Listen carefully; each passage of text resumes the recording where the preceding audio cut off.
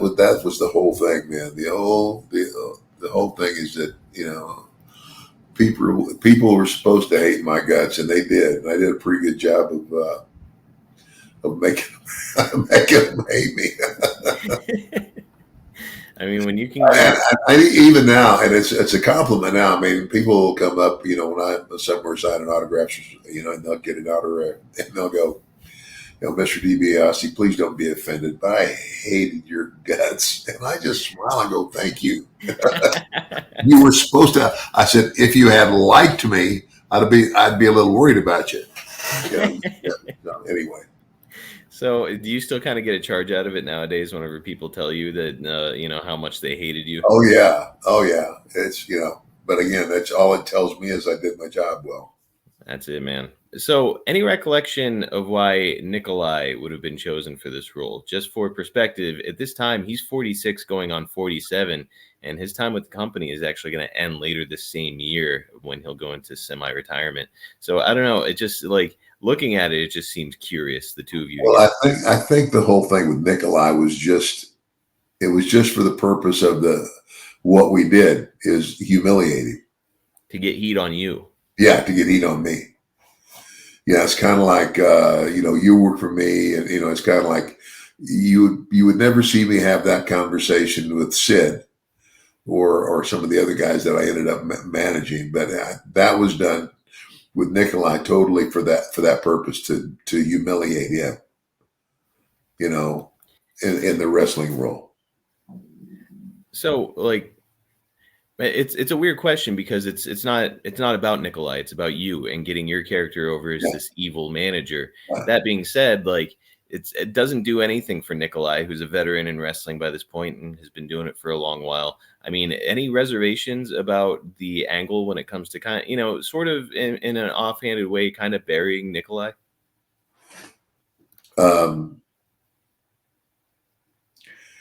Not really. I mean, you got to understand Nikolai's position and where he was at that time, in the company.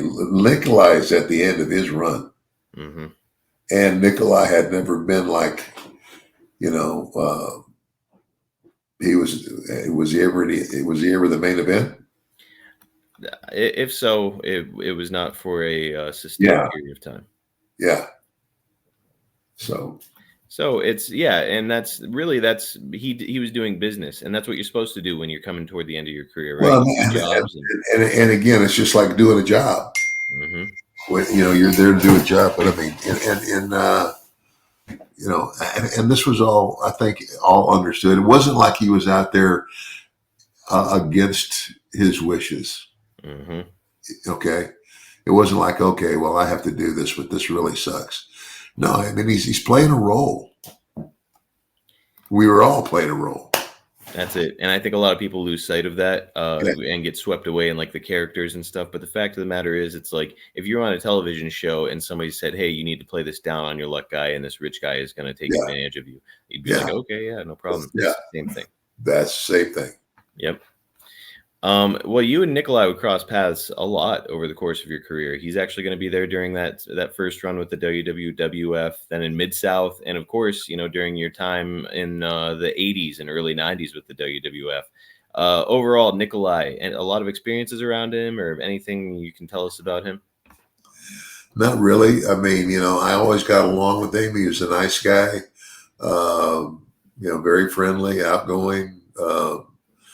It's kind of like, he wasn't one of the guys that just sat in the corner and with his head down. And no, I mean, nothing special, but yeah, I mean, we got along. It's interesting seeing him painted in a sympathetic role here, because, his character has been mainly established in the role of a foreign antagonist, somebody who hates America. Yeah. Do you think it's hard to reverse something like that and turn a guy like Nikolai babyface?